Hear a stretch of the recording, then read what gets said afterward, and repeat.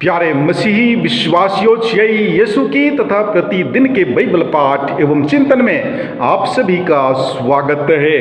आज का पहला पाठ नबी ईसायास का ग्रंथ अध्याय 1 पद संख्या 10 और 16 से 20 तक से लिया गया है। वचन कहता है, सोदोम के शासकों, प्रभु की वाणी सुनो, गोमोरा के लोगों, हमारे ईश्वर की शिक्षा पर ध्यान दो।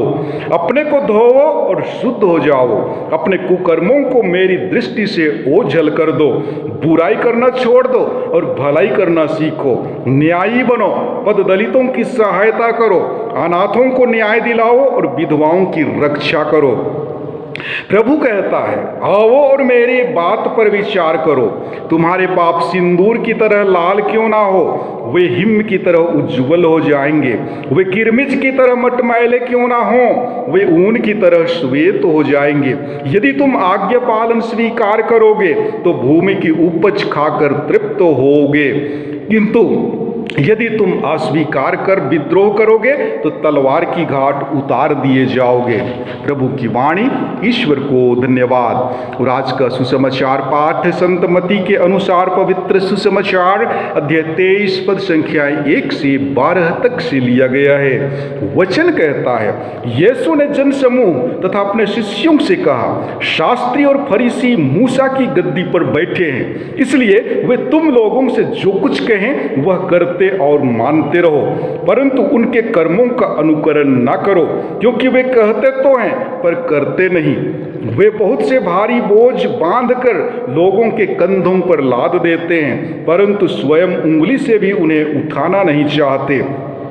वे हर काम लोगों का ध्यान आकर्षित करने के लिए ही करते हैं। वे अपने ताबीज चौड़े और अपने कपड़ों के झब्बे लंबे कर देते हैं। भोजों में प्रमुख स्थानों पर और सभागृहों में प्रथम आसनों पर विराजमान होना, बाजारों में प्रणाम प्रणाम सुनना और जनता द्वारा गुरुवर कहलाना, यह सब उन्हें बहुत पसंद है। तुम लोग गुरुवर कहलाना स्वीकार ना करो, क्योंकि तुम्हारा एक ही गुरु है और तुम सब के सब भाई हो।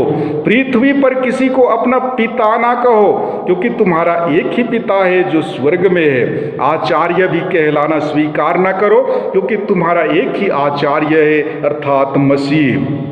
जो तुम लोगों में से सबसे बड़ा है वह तुम्हारा सेवक बने।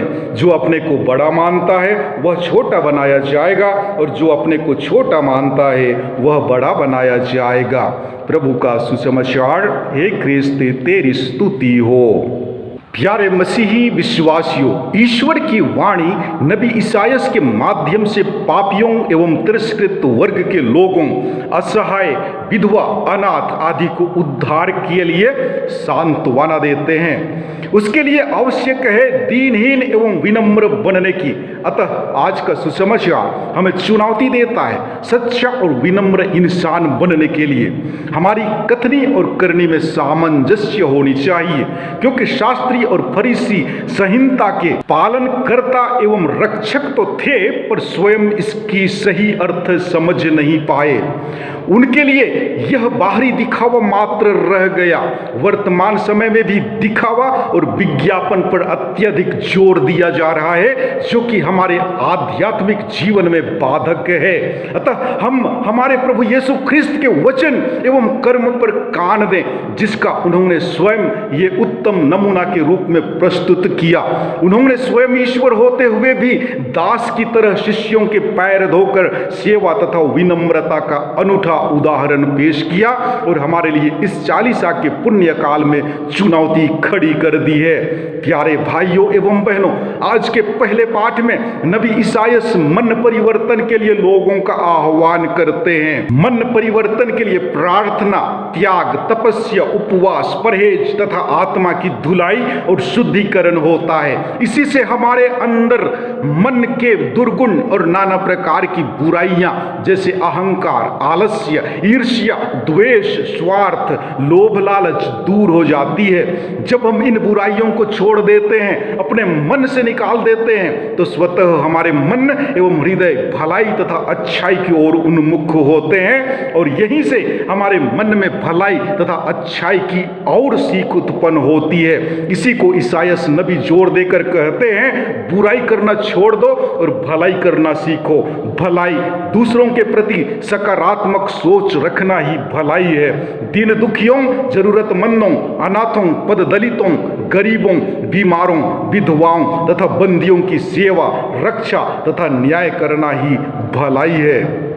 कहा जाता है कि सेवा ही धर्म है। दूसरों की सेवा करने के लिए हमारे मन में विनम्रता का गुण होना अति आवश्यक है। इन्हीं विनम्रता के भावों को आज के सुसमाचार पाठ के अंतिम भाग में दर्शाया गया है।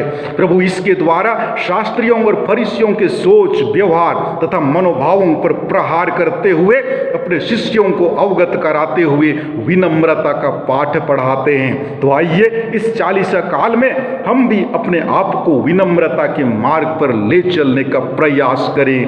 आमीन।